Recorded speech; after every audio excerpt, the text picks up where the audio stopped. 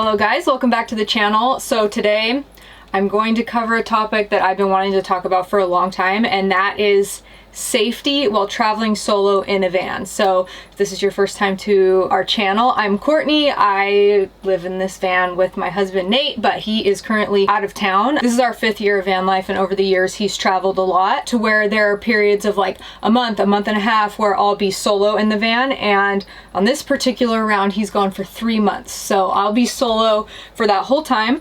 And so I'm not really a stranger to being alone in the van. The question I get asked all the time as soon as Nate leaves is, are you scared? Do you feel safe? People really want to know what it's like to be a woman traveling solo. And so I just wanted to kind of go over all of that today and share my thoughts. Kind of just wanted to preface this video by saying that everyone's going to have a different experience based on so many factors. This is just my experience. So today's video is sponsored by our friends over at SYLVANIA. SYLVANIA Off-Road has over 100 years of expertise, and their off-road lighting is built for any adventure. And this is actually super relevant for today's video because we just installed some lighting on the exterior of the van, which is making me feel actually quite a bit more safe while I'm by myself. So I wanted to come out here and show you guys the SYLVANIA lights in action. Right now we have them all turned on. This is the one right above our slider. It is the LED light bar, and we really love their products because they are super durable, great for off-roading, and the aluminum body is built to withstand heat and resist corrosion, which is super important because we're always in all kinds of different environments, especially here by the beach. They also have a really great lifetime warranty.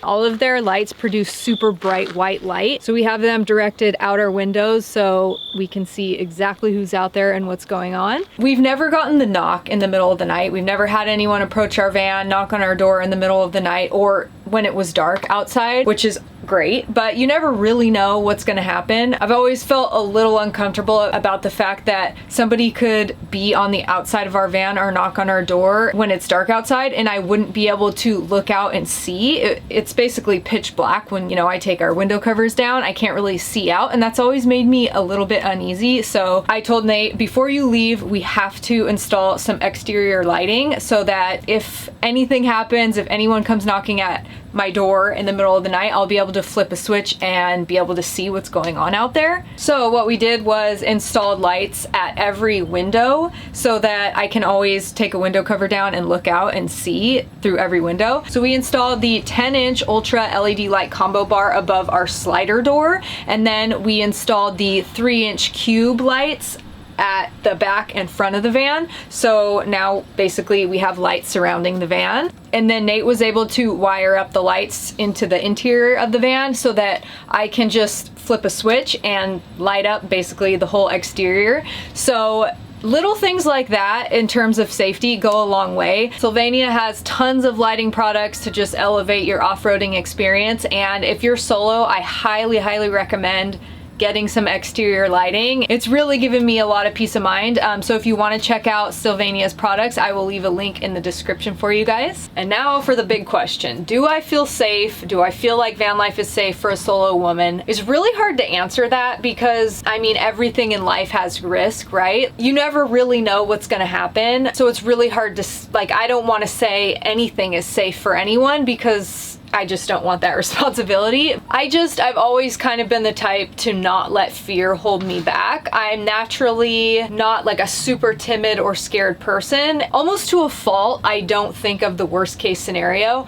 Of course, taking necessary precautions, doing everything you can to protect yourself and think ahead is really important. Before I go anywhere that I've never been, I personally like to do a lot of research into the area, and I think this takes a lot of the edge off, just knowing what to expect. So if I've never been there before, I'll get on some of the apps like iOverlander to see what the parking spots are like. You know, if I'm going to a destination where there's hikes or something that I want to do in the area, I'll go on iOverlander and look at the spots, read reviews, look at pictures, try to get an idea of what it's like. And if there's some spots where I'm like, okay, this looks super solid, I'll go here. If during my research I feel like, I don't really know where I'm gonna go, some of these reviews aren't making me feel super good, I'll look for the nearest like paid campground and I'll do one night in a paid campground so that I can get a feeling and a vibe for the area. Every state, every different area and town has like a different vibe, and you can't really know what it's going to be like until you get there. So I find that doing one night at a paid campground just gives me that opportunity to get the vibe for the spot, and then I can kind of go around, maybe check out some of the free camping options, and then if I feel comfortable, I can move to one of those free camping spots. And if I don't feel comfortable, I know that there's some paid campgrounds that I can stay at. But in general, I like to know before I go somewhere that there's for sure going to be somewhere that I can park. So I'll use iOverlander, I'll use, sometimes HipCamp can be good for finding paid campgrounds. I'll look on the state parks website and just see what's available and just try to get a really good plan, and that makes me feel so much more confident going into a trip, going to a place I've never been before.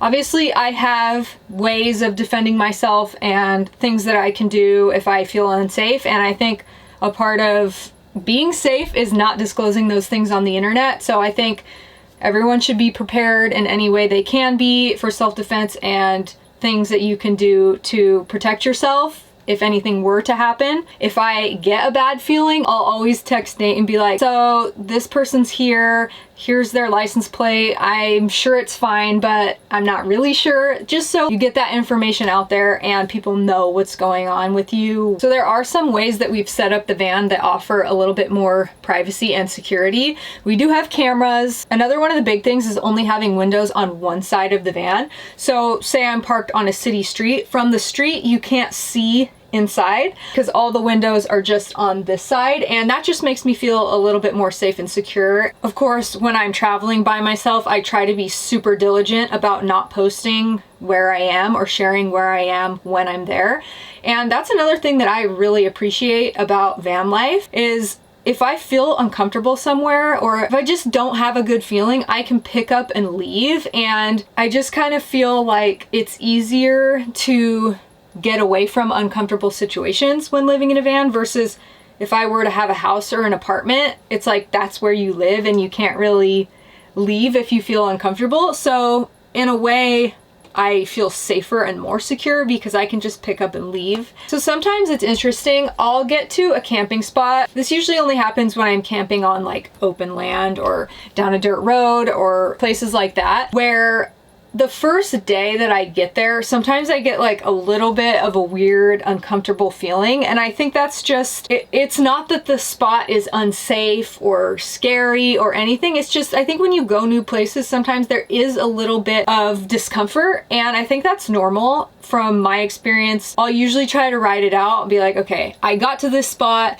something about it's making me feel a little weird, but there's nothing that I can pinpoint that's making me feel weird or unsafe or uncomfortable. So I usually stay, and usually by the next day, I'm starting to like get into the groove and feel more comfortable in that spot. And like a couple days later, I'm like, wow, this was an amazing spot. I loved this. And I think sometimes just being somewhere new, being by yourself, it feels uncomfortable, but that's not unsafe. You know what I mean? And everyone has to use their own judgment on what's uncomfortable and what's unsafe. The one thing that I will say is sometimes if I'm at a spot where it's just me and one other camper, and if the camper is like just a man or just someone by themselves and there's no one else around and I'm super far down a dirt road, that tends to make me feel slightly uncomfortable. And in that situation, I try to avoid letting it be known that I'm by myself, whether it means I park the van so that they can't see in and just stay on the other side of the van, just because you never know. And that is one thing that makes me feel a little unsafe, is when like there's no, I'd rather be just by myself and have no one else around than just have one other person, or like have a group of people, or you know, if it's a couple, that makes me feel a little bit better. But again, you just have to use your judgment and go with your gut, basically. I like to try to be as discreet as possible. I always try to exit out of my driver's side door so that you can't really see into the van. If I'm at the store unloading groceries, I try to like get in and get out really quick. I don't like for people to be able to see into the van and see what's going on. If I get to a camp spot and I feel a little uncomfortable about the people that are around me, I'll definitely like close up so no one can see in. Having a big dog certainly helps. Tompkins is a Doberman. He's a big boy. He's not trained as a protection dog, so I certainly don't expect that he would protect me, but I think that having a big dog is a deterrent. If somebody were to try to be breaking in, I think even having a dog barking would scare someone off. So there is that. I wouldn't say that's the sole reason that you should get a dog, because having a dog in a van is a huge responsibility, but I do think he helps. And with that, I'll just say that I've honestly never had any scary situations happen to me. I'm so lucky that that's been my experience, but